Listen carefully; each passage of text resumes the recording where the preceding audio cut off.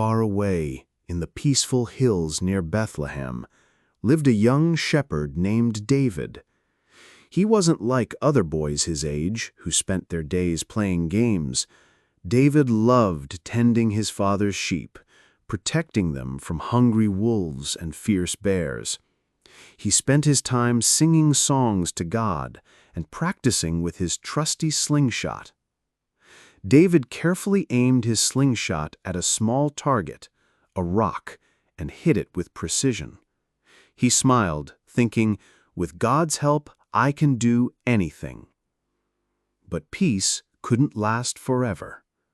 In a valley not too far away, a great challenge was brewing. The Philistines, a powerful and fearsome army, had gathered for war against the Israelites, and among their ranks was a warrior unlike any other. Close-ups on the anxious faces of Israelite soldiers showed their fear. One soldier whispered, "He's too big. No one can stand against him." Another added, "We're doomed." Every morning and every evening, for 40 long days, a terrifying giant named Goliath stepped forward from the Philistine camp. He was over 9 feet tall, covered from head to toe in bronze armor, and carried a spear as thick as a weaver's beam. His booming voice echoed through the valley, challenging the Israelites. "Why have you come out to draw up for battle?" Goliath roared. "Am I not a Philistine, and are you not the servants of Saul? Choose a man for yourselves, and let him come down to me. If he is able to fight with me and kill me, then we will be your servants. But if I prevail against him and kill him, then you shall be our servants and serve us." The Israelite soldiers trembled, their faces filled with despair. Not one man dared to step forward. Meanwhile, back in Bethlehem, David's father, Jesse, heard about the stalemate.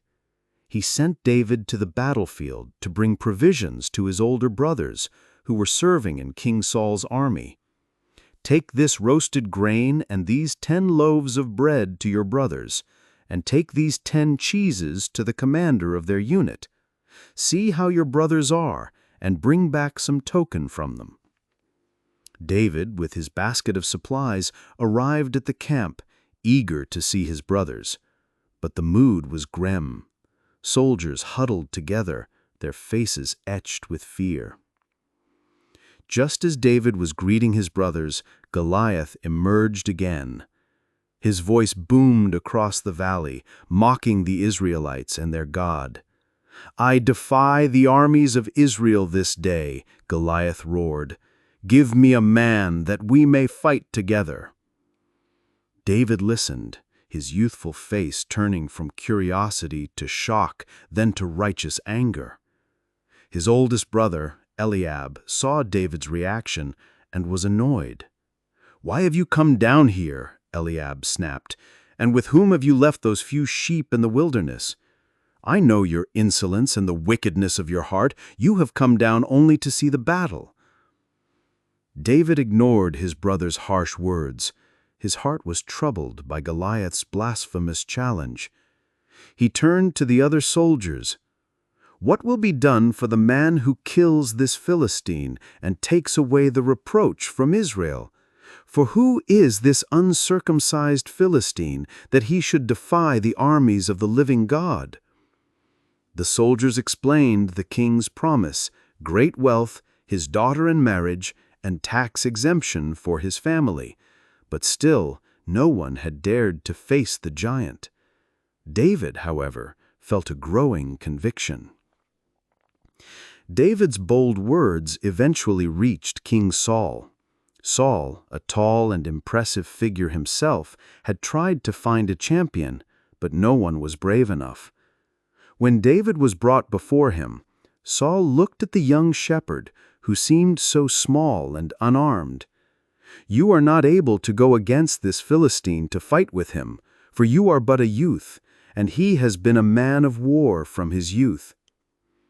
But David was not intimidated. He spoke with unwavering faith. "Your servant has been keeping my father's sheep.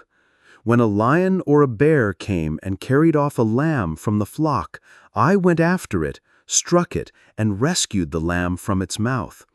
When it turned on me, I seized it by its hair, struck it, and killed it. Your servant has killed both the lion and the bear. And this uncircumcised Philistine will be like one of them, because he has defied the armies of the living God. The Lord who rescued me from the paw of the lion and from the paw of the bear will rescue me from the hand of this Philistine." King Saul, hearing David's testimony and seeing his deep faith, began to feel a flicker of hope. "Go," Saul said, "and may the Lord be with you." King Saul offered David his own armor, a bronze helmet, and a coat of mail. David tried to wear it, but it was far too big and heavy for him. He couldn't move properly. David knew this wasn't how he was meant to fight. He shook his head. "I cannot go with these, for I am not used to them." He took them off, preferring his familiar shepherd's gear. Instead, David took his shepherd's staff in his hand. Then he went down to the stream, where he carefully selected 5 smooth, round stones. He placed them in his shepherd's pouch, the one he used for carrying his provisions.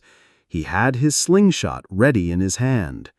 He wasn't relying on heavy armor or a sword. His strength came from his faith and his skill with his slingshot. With a courageous heart, David began to walk across the valley towards Goliath. Both armies watched in stunned silence. The Israelite soldiers held their breath, some still fearful, others now filled with a fragile hope. The Philistines watched with amusement and disdain, wondering who this small boy was. When Goliath saw David approaching, he scoffed. "Am I a dog," Goliath roared, "that you come to me with sticks?" He cursed David by his gods. "Come here," Goliath shouted, "and I'll give your flesh to the birds of the air and the beasts of the field." Goliath was furious that the Israelites had sent a mere boy to face him. He felt insulted and mocked. David stood his ground, unafraid. He looked up at the giant and spoke with a voice that, though youthful, carried immense authority. "You come against me with sword and spear and javelin, but I come against you in the name of the Lord Almighty, the God of the armies of Israel, whom you have defied. This day the Lord will deliver you into my hands, and I will strike you down and cut off your head. This very day I will give the carcasses of the Philistine army to the birds and the wild animals, and the whole world will know that there is a God in Israel. All those gathered here will know that it is not by sword or spear that the Lord saves, for the battle is the Lord's, and he will give all of you into our hands." As Goliath started to move toward him, eager to crush him, David quickly reached into his pouch. He took out one of his smooth stones, placed it in his slingshot, and began to whirl it around his head. With all his might and with a prayer in his heart, David released the stone. It flew through the air swift and true, aimed directly at Goliath. The stone struck Goliath squarely on his forehead. The giant, who had defied armies and terrified nations, stumbled. His eyes widened in shock and disbelief. Then, with a mighty crash that shook the very ground, Goliath fell forward, face down, onto the earth. The valley went silent for a moment, the sound of his armor clattering, echoing. David ran to the fallen giant. He pulled Goliath's own enormous sword from its sheath. It was far too big for him, but he used it to cut off his head. The impossible had happened. The young shepherd boy had defeated the fearsome giant. The Israelite army erupted in a thunderous cheer, their fear replaced with exhilaration and triumph. The Philistine army, seeing their champion dead, turned and fled in terror. The Israelite soldiers, now filled with courage and faith, charged after the fleeing Philistines. The battle had turned. What was once a demoralized army became a powerful force, routing their enemies. David, with Goliath's head in hand, was hailed as a hero. David brought Goliath's head to King Saul. Saul was filled with awe and gratitude. The people cheered for their young hero, their hearts filled with wonder and thanksgiving. A young shepherd, armed only with a slingshot and unwavering faith in God, had saved his people.